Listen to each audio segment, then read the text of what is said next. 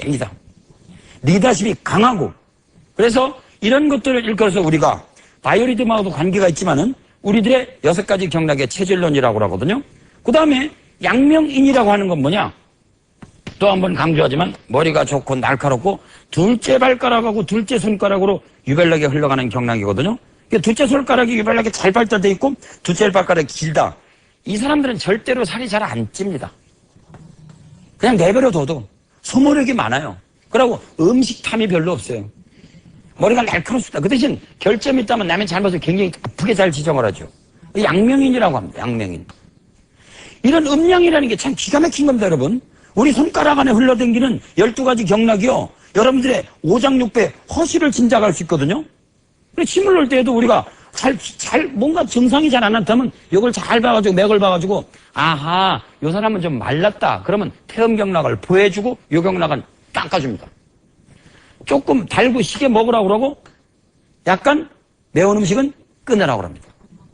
태음 경락이 발달된 사람은 매웁게 먹으라고 그러고, 달고 신 걸 끊으라고 합니다. 그 다음에 태양 경락이라는 건 새끼 발가락하고 새끼 손가락으로 합니다. 새끼 손가락에 바깥쪽으로는 태양 경락이 오르고 안쪽으로는 소음 경락이 오르거든요. 그래서 새끼 발가락, 특히 여기는 발가락을 많이 보면 돼요. 새끼 발가락이 유별나게 길다. 그런 사람들은요, 절대로 눈이 잘 아프질 않아요. 태양 경락이 발달된다는 건 족대양 방광경하고 해당되거든요. 그래 몸이 시원합니다. 조심성이 많아요. 그 대신 조금 겁을 잘 먹을 수도 있으니까 그거는 일장일단이 있거든요. 그래서 그런 걸 우리가 육경락상으로 태양인이라고 하거든요. 그 다음에 소양인이라고 하는 사람들은 대체적으로 넷째 발가락하고 넷째 손가락이 발달이 됐어요. 그래서 아주 대담합니다. 그리고 남의 잘못을 잘 까먹어줘요. 아주 대담해요, 성격이.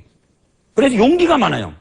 그래서 옛날에 판사나 검사 되는 사람들을 뽑으려면 그런 쪽에 해당하는 것 뽑으면 같은 과거를 합격해도 둘째 발가락을 긴 사람을 뽑았고, 장군이나 대장을 뽑을 때는 넷째 발가락이 긴 사람을 뽑았다는 말이 있거든요. 그러면 이건 족쇄양 담경이라고 해서 대담하다. 곰술개 먹느니 넷째 발가락을 지압해 주는 게 낫죠. 불쌍한 곰업새 가면서 특히 지리산에 요새 반달곰 나타났다니까 이제 또 그냥 밀렵꾼들 말이죠. 1년에요 1,500억 원이래. 1,500억 원. 1,500억. 인간은요 크게 나눠보면 인간은 움직이는 겁니까? 움직이지 않습니까? 식물에 비해서. 그래서 하나님이 이 세상을 창조할 때 첫째는 정이 있는 거를 창조했어요. 정이 있는 거. 그래서 유정이라. 이광수 씨의 소설에도 유정이 있던가요? 그렇죠? 그러면 무정이라 정이 없는 것이 두 가지가 크게 나눠질 수 있습니다. 이건 정이 있어요, 없어요? 이 백목은? 이게 정이 없습니다. 그래서 우리 인간보다는 조금 저열한 거라고 생각하겠지만 무시하지 마십시오. 어쨌든 유정과 무정, 예를 들어서 하늘, 바람, 그리고 별, 태양, 달 이런 것들이, 물 이런 것들이 전부 다 무정합니다. 무정해. 정이 없어요. 근데 정이 있는 거와 정이 없는 걸 둘을 창조했거든요. 정이 없는 거는 정이 있는 걸 의존하고 정이 없는 건 정이 있는 걸 의존하라고 그랬습니다. 정이 없다고 해서 아주 생각하고 아무 상관이 없다고요? 천만의 말씀 만만의 콩떡입니다. 백목도요. 에이 이놈의 백목. 이렇게 한 백목과 이쁘다 한 백목하고는 천지 차이입니다. 원자구조 소리자부터 타자는 쿼크가 바뀝니다, 여러분. 그래서 요새 신물리학자들이 말씀하시는 바에 의하면 관찰 대상은 관찰자의 감정여와 정서 여하에 따라서 변화가 된다, 이게. 태양의 빛을 입자 운동이냐 불절 운동이냐 등등등등 여러 가지 말들이 많은데 결과적으로는 이거를 갖다가 불절 운동이라고 보면 불절 운동으로 보이고 입자 운동으로 보면 입자 운동으로 보이고 파장 운동으로 보이면 파장. 자기가 선입관을 가지는 데 따라서 아주 미세하게 다 쪼갠 색의 코크점 가면요 그 사람이 보는 데 따라서 물질도 달라진대요. 집에 있는 빗자루 몽댕이 하나라도 함부로 에이 이러면 새끼 하지 말고 고맙다. 너 때문에 잘 썼다. 이러세요. 그러면은 복이 결국 나한테 옵니다.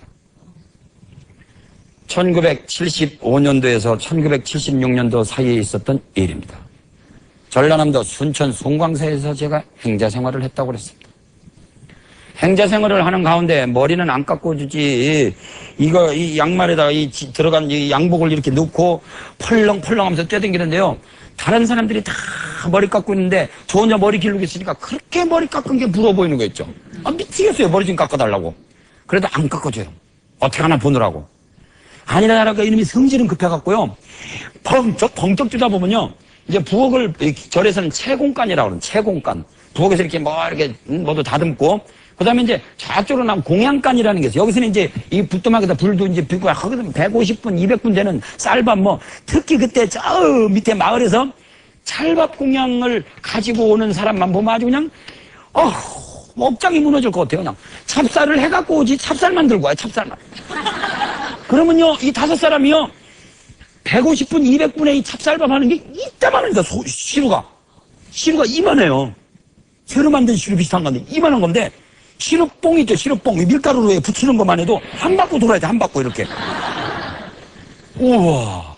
근데요, 그때 지금은 입적하셨지만, 큰 스님, 구산 스님은요, 이렇게 행자들이 일하는 데 와가지고, 저 수채구멍에 이 밥풀떼기 하늘에 떨어졌잖아요? 그러면 우리 보고 먹으라 소리 하네요. 본인이, 얘들아, 바늘 갖고 온. 그래서 바늘로 딱 찔러갖고, 휘 씻어가고 잡수신대요. 그러니 하나라도 대비를 수가 있나, 이거. 그러니 그 시루뽕을 누가 먹었겠어요, 전부. 한 번만 찰밥 공양 누가 올라왔다면 우리는요, 찰밥은 얻어먹지도 못하고, 그놈의 시루뽕 다 먹. 밀가루도 이만한 거 있죠, 이만한 거. 그렇죠? 찰밥 만들 줄 모르시죠? 젊은 친구들은 아마 잘 모를 거예요. 젊은 여학생도 잘 모르실 거예요. 일단은 한번 비빈 다음에 콩 삶은 물, 검은 물을요, 또 뿌려가면서 소금 살살 뿌려가지고, 우와, 시루뽕이 또 딱딱, 다 퍼놓고 다 들어가면 딱딱해진 거 그거 먹고 있는 거예요, 그거. 죽을 지경입니다, 죽을. 와, 그때 시루뽕 먹던 생각하면요, 밀가루 떡만 봐도 지금도 막 붓도증 올라오려고. 그때 그 시절입니다. 고생 엄청나게 한다. 지금도 아마 스님 노릇하러 들어가시는 분들 행자 생활 때 엄청나게 고생합니다.